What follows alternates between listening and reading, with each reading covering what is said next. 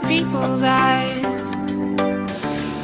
See tears that flow like rivers from the skies, and where it seems they're only borderlines, where others turn inside, you shall rise.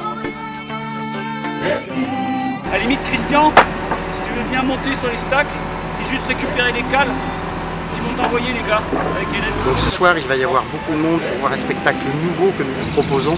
C'est un spectacle qui n'est pas un feu d'artifice tout simple qui s'appuie sur une bande son, mais un réel spectacle vivant où un accordéoniste va proposer en même temps que le feu quelque chose d'instantané, quelque chose qui va vous apporter tout un tas d'émotions.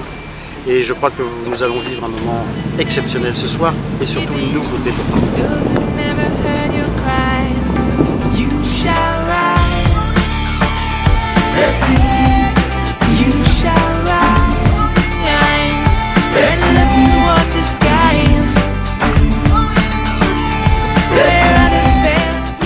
Est-ce que tu peux nous présenter un petit peu le programme de la journée 14 juillet, surtout de la soirée, du spectacle et comment va se dérouler ce feu d'artifice à Parthenay?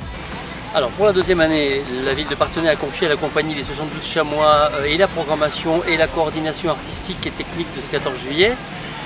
En fin de compte, qui va se dérouler sur quelques partenariats que nous avons tissés avec l'association Saint-Jacques pour une partie de la programmation et avec Métive pour une autre partie de la programmation, dans le sens d'impliquer des structures parthenaysiennes ou au moins de Gâtine. En fin de compte, à 18 h, Amustrad va commencer un concert jusqu'à 20 h à peu près.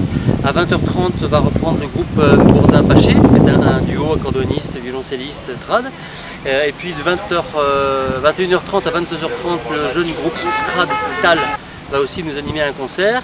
Et puis ensuite, on aura une première partie qu'on a proposée à la municipalité, qu'on a un peu choisi ensemble, sur un travail de l'aérien, avec l'intervention musicale en direct et de Nano en accordéon et d'un percussionniste en direct sur un plateau.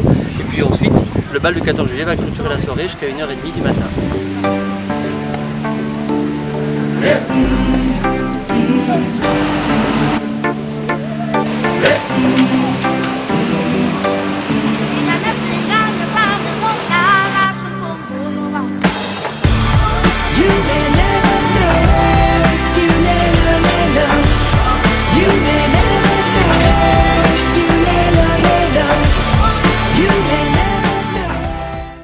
Le 14 juillet à Parthenay, c'est quelque chose de très spécial aujourd'hui parce qu'il y a beaucoup de manifestations qui se déroulent sur le même jour.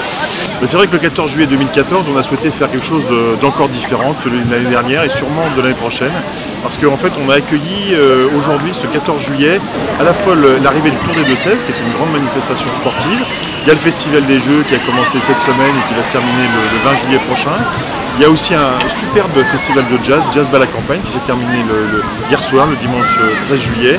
Et c'est vrai que c'était un défi à la fois pour la ville et pour la communauté de communes de recevoir de telles grandes manifestations, de devenir vraiment la ville événement. Un peu, c'est, je dirais, notre objectif, que Parthenay, la Gâtine, soit toujours au centre de tout, au centre du département et au centre des animations culturelles et sportives. Et donc je voudrais vraiment tirer mon chapeau d'ailleurs à tous les services de la collectivité, notamment les services techniques, parce qu'ils ont été un peu de ci, de là, dans toute la Gâtine, poser des barrières, les enlever.